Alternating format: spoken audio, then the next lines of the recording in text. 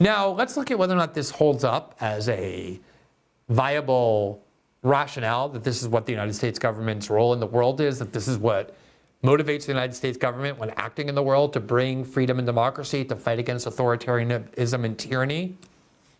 As I said, Hugo Chavez was, by all accounts, a popular leader in Venezuela. The West hated him. Hated him. The United States hated him, called him a tyrant all the time. But nobody doubted that Hugo Chavez had the support of a majority of the Venezuelan people, and therefore won the elections that made him president.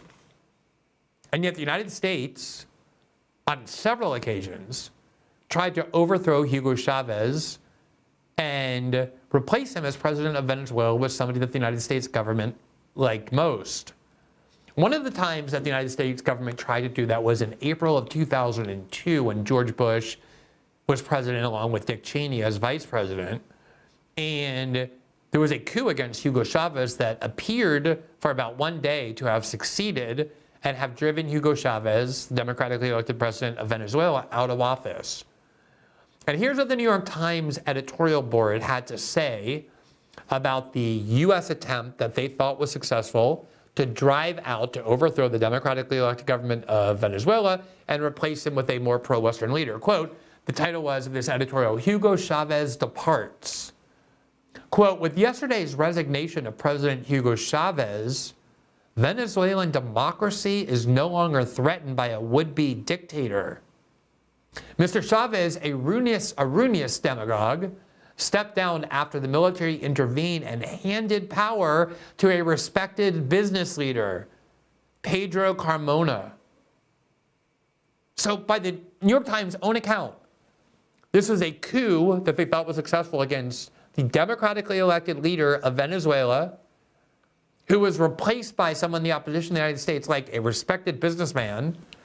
And in the New York Times mind, in the mind of Western discourse on foreign policy, when a government or a leader who's democratically elected but we dislike is overthrown, that means, says the New York Times, that democracy is no longer threatened. Democracy is no longer threatened, said the New York Times, by the person that the Venezuelan people democratically elected. Now that there's a respected businessman who nobody voted for who's going to take over, Venezuelan democracy is not subverted, which is what you would think if we overthrew a democratically elected leader, but it's actually saved. It's now no longer threatened because the democratically elected leader was removed. So it doesn't seem like we actually take very seriously the idea that countries should be able to be governed by the actual leader who is elected. Remember, for a long time, the United States policy under both the Obama administration and the Trump administration was that the legitimate president of Venezuela was somebody named Juan Guaidó, who never ran for president, was never elected by anybody. And yet we just called him, and he called himself, the president of Venezuela. And he used to go around the West. He went to the U.S. Congress, and Nancy Pelosi stood up and applauded and said, welcome, Mr. President. We just decided that the Venezuelan president was somebody who was never elected, Juan Guaidó, because we knew that he would do America's bidding. In case any of you think that the United States government is actually interested in democracy in Venezuela. Back in 2013, when the Arab Spring happened, as it was so called, and the Western media pretended to be so in favor of the Arab Spring, we were particularly enamored of how the Egyptian people had risen up against this brutal dictator, Hosni Mubarak, and demanded democracy. We were so moved by them. They were so inspiring, these students, demanding elections. Even though the United States government for 30 years was the one who armed and funded that Egyptian dictator, kept him in office, was allies with him. He did our bidding in that region, and we loved Hosni Mubarak. Suddenly that was all forgotten. We were somehow on the side of the students who wanted democracy. And they got democracy. The first ever election in Egypt was held where the people of Egypt got to decide their leaders instead of having dictators imposed on them supported by the West. And the problem was that they elected the wrong person. They elected somebody that the West strongly disliked. Mohammed Morsi, who was Muslim, was part of the Muslim Brotherhood, And we saw him as a danger. And we didn't care at all that he was the leader that was democratically elected by Egypt, because we don't care in the slightest whether a country is democratic or not. Democratic countries mean countries that do our bidding, regardless of whether the leader is chosen democratically or imposed dictatorially.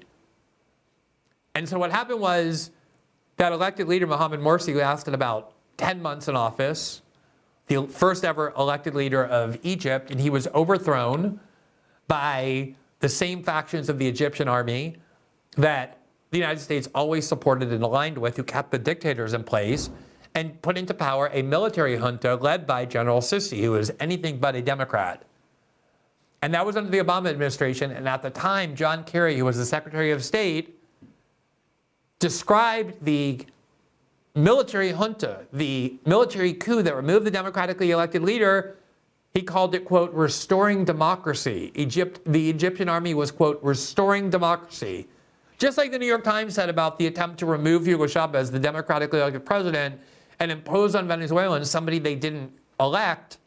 And the New York Times said, oh, democracy is saved in Venezuela. That's what John Kerry said when the democratically elected leader of Egypt, the people chosen by the Egyptian people, was removed, and removed by a military coup that then took over the country and has remained ruling that country ever since with no elections. John Kerry described that as an advancement of democracy in Egypt. You see how not only propagandistic, but this Orwellian that term is when used by the US government and the media. Democratic, advancement of democracy. It always means not that the country gets to choose their own leaders, but that we get to put into place a leader that we prefer. You don't have to go back very long at all to see this in a major, one of the largest countries on the planet, a nuclear armed power, in Pakistan. My former colleague at The Intercept, Ryan Grimm, broke a major story, and I believe he also reported part of this with Murtaza Hussain, that the United States government had played a major role in removing by far the most popular leader in Pakistan, Imran Khan, who had been prime minister, and then helped to ensure that he would be imprisoned. We prevented the most popular leader from remaining in power. We ensured that he would be imprisoned because we no longer liked Imran Khan, and we wanted our Pakistani, long-term standing Pakistani allies in the military to take over the country. Here's what The Intercept reported in August of last year, quote, secret Pakistan cable documents U.S. pressure to remove Imran Khan, quote, all will be forgiven, said a U.S. diplomat, if the no confidence vote against Pakistan Prime Minister Imran Khan succeeds. So they removed Imran Khan, the actually elected leader of Pakistan. The U.S. government encouraged that. He's now in prison, and we now celebrate Pakistani democracy. There was never, if you recall, any media outcry over the manipulation of the outcome of Pakistan. How come? How come they're so concerned about it when it comes to Venezuela, election fraud in Venezuela, but nobody basically talked about or let alone objected to at least as equal of manipulation in Pakistan, where they actually removed the sitting prime minister who was elected and then imprisoned him? The reason is obvious. It's not because we care about democracy. That's why if we did, we would be objecting at least as loudly to what happened in Pakistan, a much bigger and more important actor on the international stage than we are talking about Venezuela. But we were happy with the subversion of democracy in Pakistan, just like we were happy with the subversion of democracy in Egypt, and just like the New York Times celebrated the subversion of democracy in Venezuela, because what we care about only is whether the leader does our bidding and is our ally. And then we call it democracy no matter how they obtain power. That's what a democratic country means. And we only object to tyranny when the supposed tyrant, like Nicolas Maduro in Venezuela, is somebody who is adversarial to the United States government.